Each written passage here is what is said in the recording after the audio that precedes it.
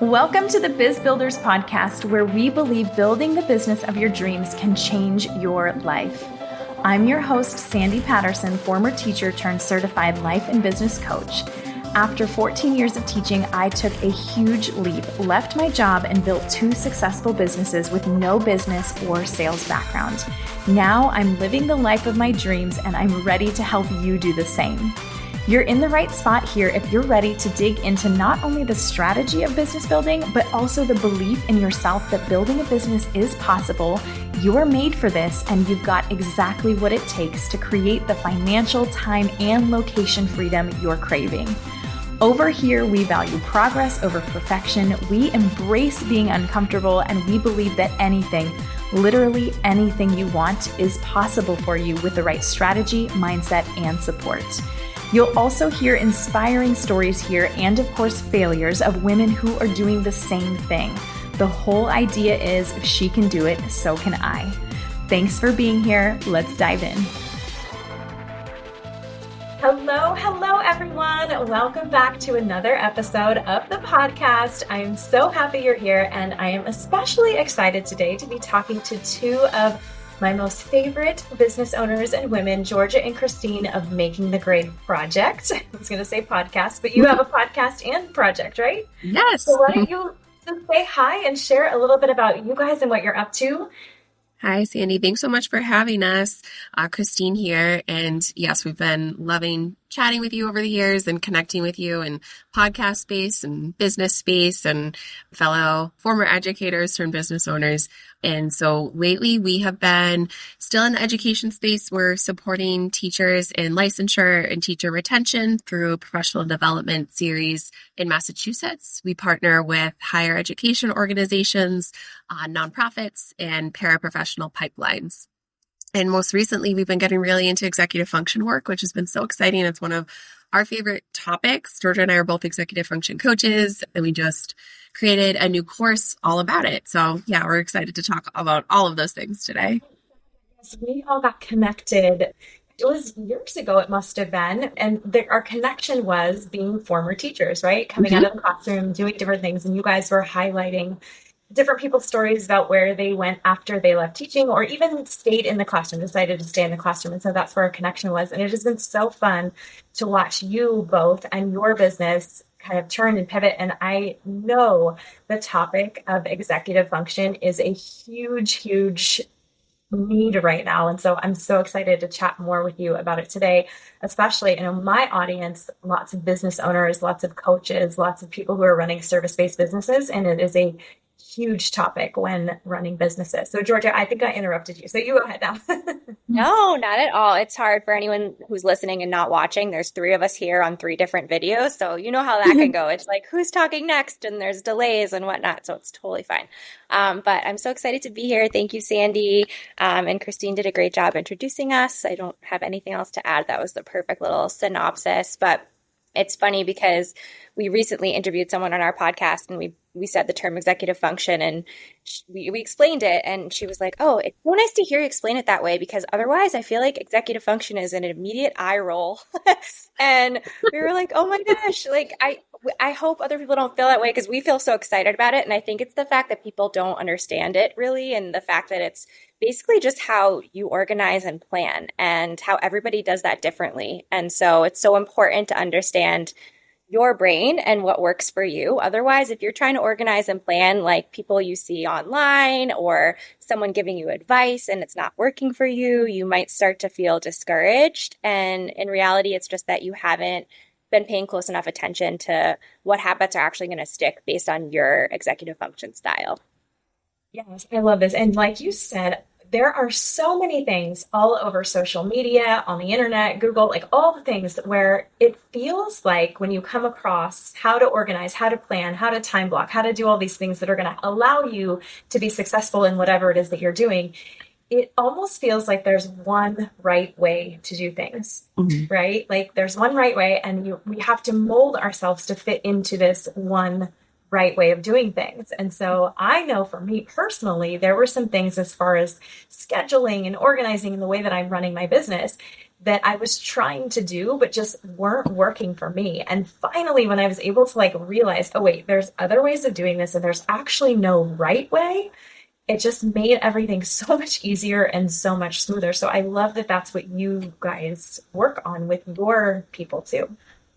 Yeah. It's one of the reasons why we started. I mean, there are a lot of reasons why we started getting more into providing executive function as a service, but one of the big catalysts was in teacher licensure preparation. So we help teachers prepare to take their standardized teacher test in Massachusetts. So that's a graduate level exam.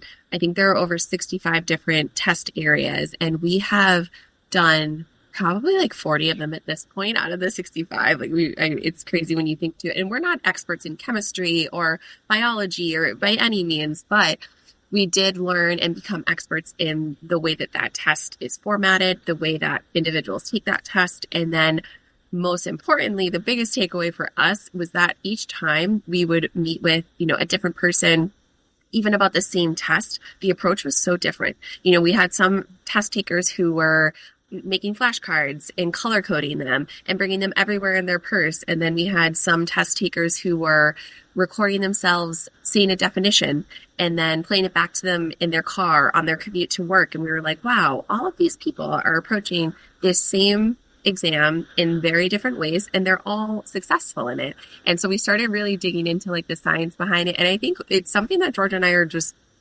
interested in and passionate about, like in our everyday life. And I know we've talked about that before with you, just how if you would do this like in your free time, that's a good indicator you're in the right space, that you're going after the right things, because it's like you would just talk about it all the time because no one could get you to shut up about it.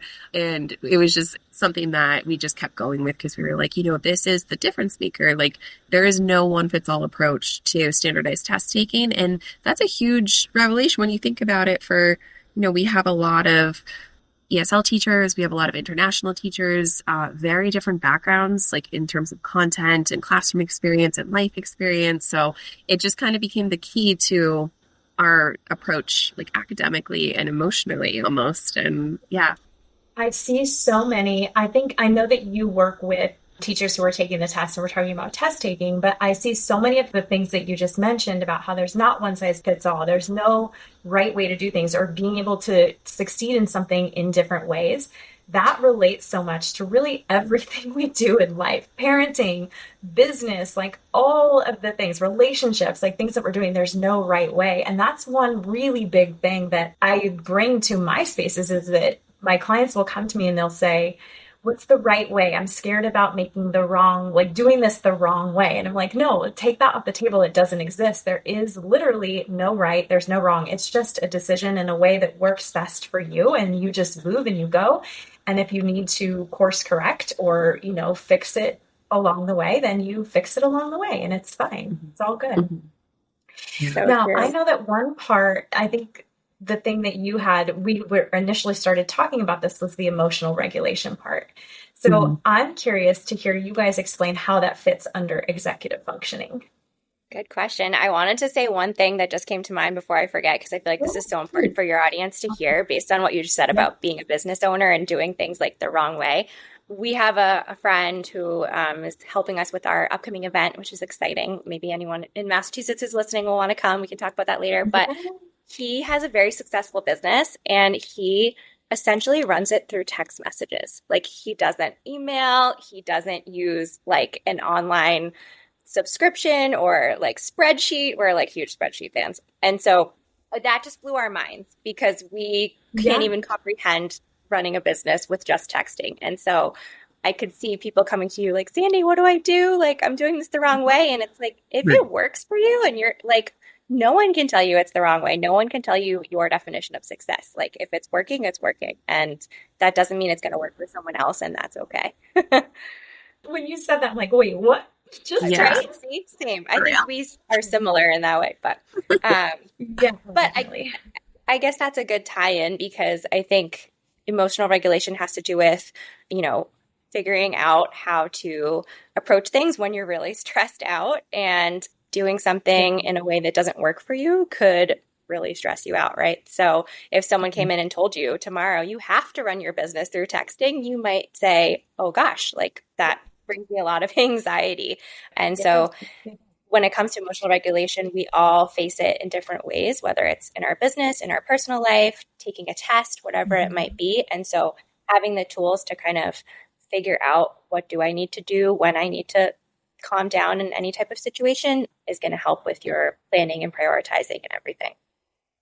Absolutely. And I have so many clients that come to me and they'll say, oh my gosh, because you both know, like you run a successful business, like, you know, it's not for the faint of heart, right? But they'll come to me and they'll say, like, Sandy, like I'm so overwhelmed. I'm so overwhelmed. Like I'm overwhelmed with all of the things that I could, want to be doing. I just don't feel like there's enough time. And then I start to spiral.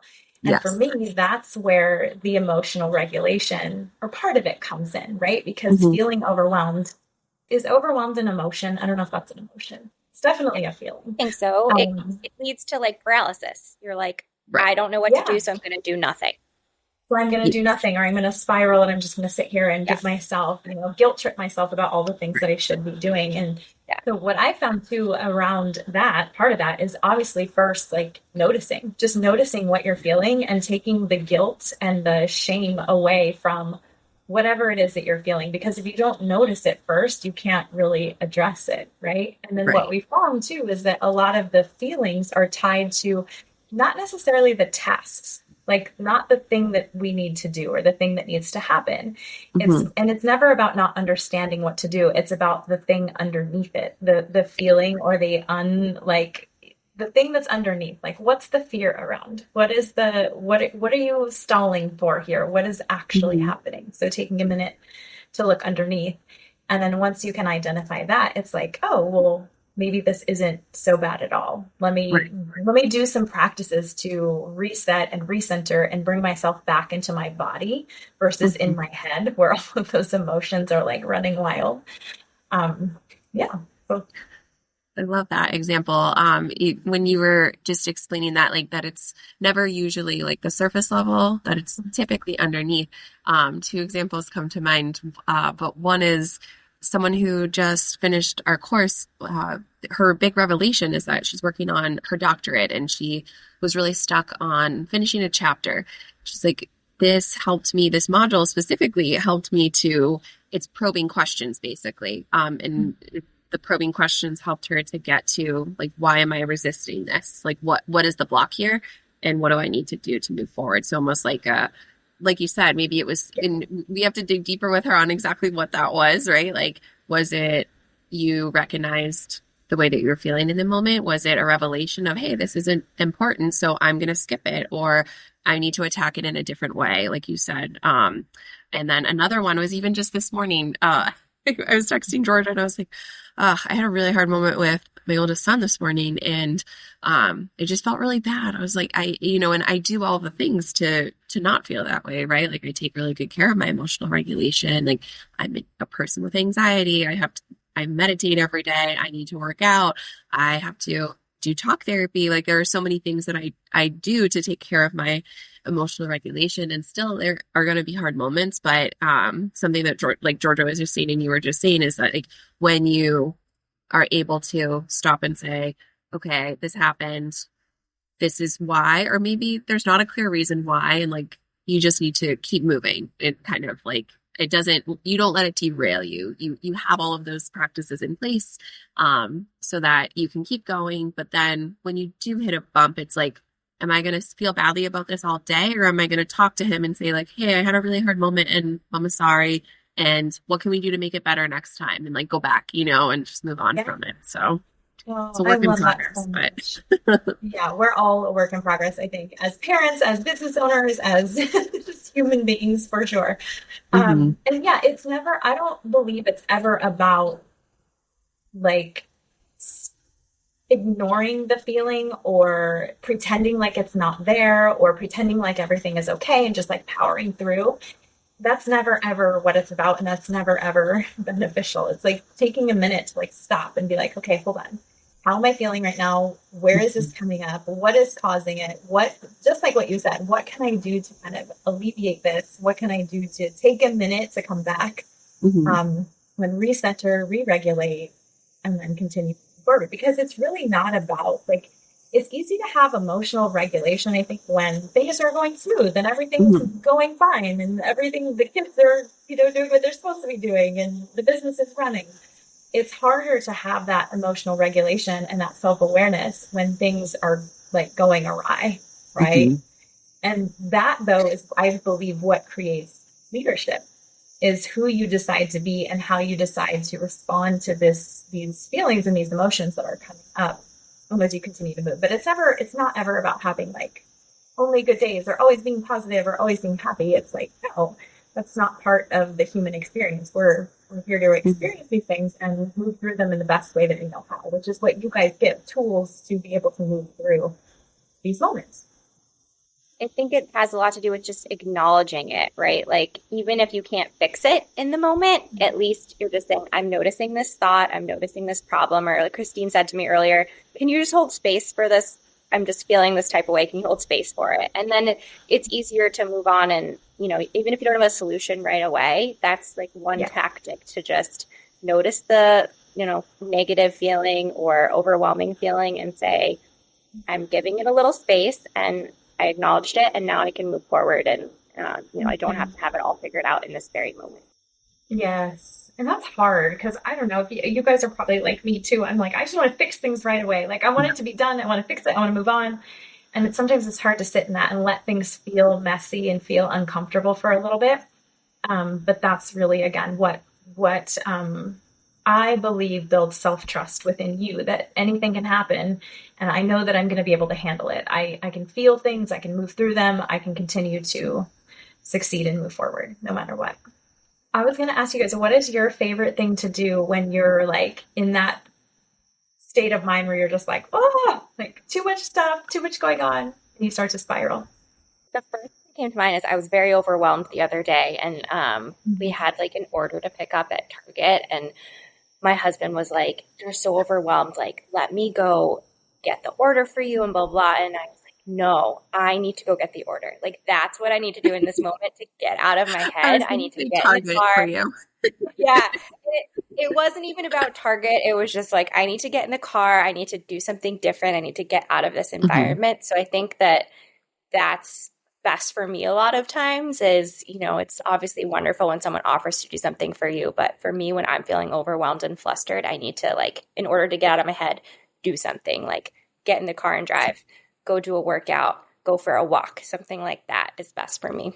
I love that too. Just a change of scenery, right? Sometimes I'm just like, I just need to get out of the house. I just told my husband the other day, I'm like, I just need to go like walk around the block. So I took the dog for a walk, like just get out, change of scenery, get some fresh air. Yeah. I love that. What about you, Christine? I was going to say that's usually my go-to is get outside. Like, I do it for myself and for my kids. I'm like, I need to feel the ground, just like take a deep breath. Yes. But also movement is huge for me too. And something I've been trying to lean into since becoming a mom, I call it my bathroom break. And I'll literally just go in the bathroom and like have a quiet minute and not move and not talk and just like have more silence, because I am a person who I need to like keep it moving to like movement is a huge part of who I am and how I regulate. But sometimes I just need like a quiet minute to myself, and I literally will just take a little literal bathroom break. Like, everyone's yelling and too loud. I'm just going to take a sec. Mama needs to go potty. Be right back. Yeah, lock the door. I love that so much. Last summer, for Prime Day, because sometimes I have two boys also, and they're young. So it's always, especially over the summer, it's really, really noisy in my house, like just by the nature of having kids and boys. And I love it. I love the noise. I love the bang. I love the Nerf gun and all that stuff. But sometimes I get really overstimulated. And that's when I start to like the emotional regulation. Like that's when I need to really, like, it needs to kick in. So last year for Amazon Prime Day, I got a pair of the like noise canceling headphones. So I'm just like, headphones time. So I might take them That's in the bathroom now amazing. and be like, I gotta go. I'm See you in gonna 5. look into those. My husband has some really Yeah. good ones, and I don't think to do that. Sometimes I'll like play music or something. I feel like they're just playing and it's too loud, but that's a great idea Yeah. because I need more Yeah. silence and just like solitude sometimes. I love Yeah. that. It's hard I'm to gonna slow take down that sometimes tool. though, especially when your brain is moving so fast. Like Yeah. your brain is almost ahead of you. And I love the strategies though. Thank you both so much for being here. Before we say goodbye, did you have any other questions for me about anything? I always love to ask that. What do you think for your clients when you think about like what they struggle with in their businesses? Do you have tools or like strategies that you like to recommend to them when it comes to like how frequently would you say, this is a better way to ask the question, how frequently would you say that like a block in your client or like a feeling of overwhelm, that like underneath layer comes from like a source of emotional regulation? Do you think that's common, or do you think it's like other pieces, or how often does it come up in your business? Okay, so let me just make sure I know what you're asking. How often do my clients come to me and say they're feeling overwhelmed or need to the Yeah. like emotional regulation to kick in? Yes. Okay, Yeah. well, I would be surprised if anybody said less than like every day. I feel like it's needed so often. And even like in business ownership, you guys know this, like it can feel like a roller coaster, right? Like Mhm. one minute you're like, woo, that's great. And the next minute you're like, oh my gosh, this is awful. Like, all the things. So it's constant. And it is that part of it, that nervous system regulation, the emotional regulation, all of that is woven into pretty much everything we do because it's Yeah. something that you have to learn how to manage in order to continue to push on in a Mhm. business, in taking a test, in motherhood, in really anything that we're doing. So, I mean, at least every day, I would Yeah. say. And even for me, I'm like, oh my gosh, there are moments all the time when I'm like, take a second, like, take a breath. What are you feeling? Like, let's Mhm. sort this out. We got this. What have you asked other people that? Like, what is common? What do most people say? No, I think I was thinking of it with you because I feel like it's something that you bring into your business, but you do it in a very authentic, seamless way, like from your content and from what you share in your own personal journey, and then through your clients' journeys. We feel like it's essential. Like it's like everyone needs that piece. Everyone needs to understand. Like we have 8 domains of EF that we work with, but like they all work together, and often that is a huge piece of it, right? Like the way that you manage your emotions minute by minute, day to day. And so, yeah, no, I was just curious because I feel like it's something that you do very well and that you understand is essential to survival, right? Like, Because and not just survival, flourishing. yeah, nothing else would work if that's not like, and what you do is an essential part. I think of like it falls under mindset, I would say, right? Is like how you're managing, where your mindset is at, how you view things, how you look at different tasks and hard situations. And I Mhm. always tell my clients, I'm like, if your mindset, or in this case, like the executive function or the emotional regulation, if that's not in place, like nothing, the strategy that you're going to try to implement is not going to stick. Like it just Mhm. will not work. Like you have to have control of yourself and your emotions and your mind in order to move forward. And not only that, in order to move forward in a way that feels really good to you, that doesn't feel like you're pushing a rock up a hill or a boulder up a hill or whatever the saying is. Um, yeah. So I would say multiple times every day for sure. It's essential. Definitely.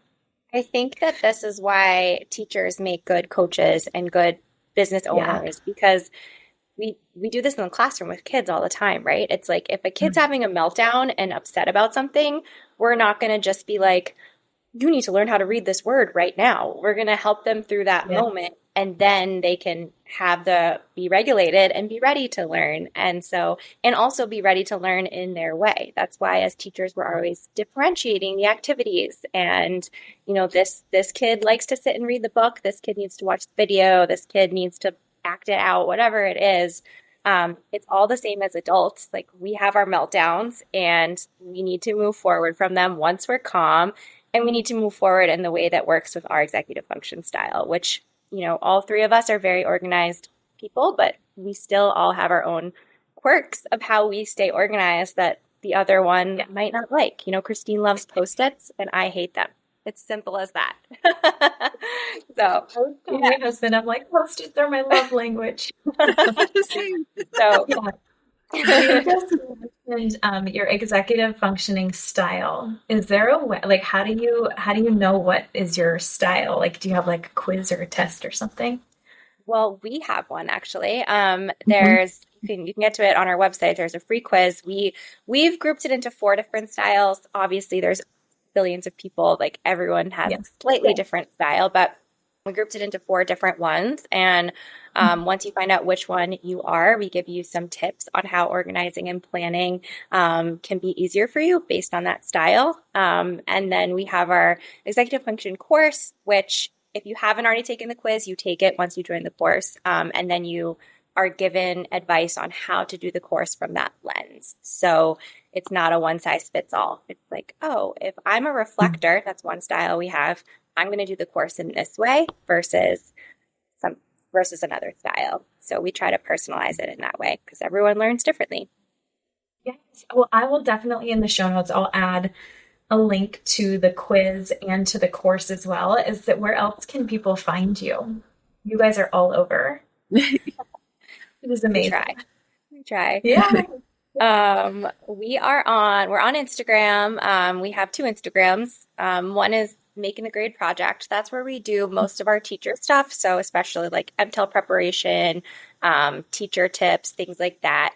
Our other Instagram is Executive Function Fix, and that's where we talk more about all of this stuff, like the EF, the brain-based hacks, how to stay organized, things like that. And we're also on TikTok, Making the Grade Project. So those are kind of like the 3 best places to find us. If you want to chat, we're always in our DMs, things like that. And what would be something, like if somebody's listening and they're like, oh my gosh, this is exactly what I need. Where, like what offers do you have available? I know you said you have the quiz, you have the course. Anything else you want to share? Yeah, there's a whole webinar that breaks down what the course is. So definitely sign up for that so you can get a sense of it. It's comprehensive, but we have people who said like, oh, I've skipped around or I've done different sections or I've only done it in this way because it makes sense for me. So definitely check that out. And then we have so much free content too. We have so many templates and we have a slow productivity worksheet if you're interested in kind of like a hygge, this Danish method of like relaxation and a way to approach life. We have some ChatGPT prompts to help you feel organized. So there's a ton of free stuff to check out there. And we're always adding to our website and everything. And if you are listening, we'll definitely give this to you for the show notes. But we have a code for anyone listening that is, what is it for our podcast? I just had it in my head. Podcast 2025. We'll put it all in the show notes. Amazing. Thank you guys so much for being here. You are 2 of the sweetest people. And I feel like we could like talk for days. So thank you so much for being here and sharing this. Because like I said, it is such an important thing. I think not only for business owners, teachers, parents, just humans in general. It is definitely a hot topic, and I appreciate you guys so much bringing this information and just sharing your light and your goodness and your energy with my audience. I'm happy to have you. Thank you, Sandy. It was so great to chat with you. Thanks for listening, you guys. If you're ready to get your business going and making money and to step into that next level version of you, I would love to support you make that happen through strategy, mindset work, and my Cut the BS style coaching, because it's always better, quicker, and more fun to have someone who's already been through it support you. Shoot me a message over on Instagram with the word ready, and we can chat and get your questions answered about coaching and how I can support you. I cannot wait to hear from you.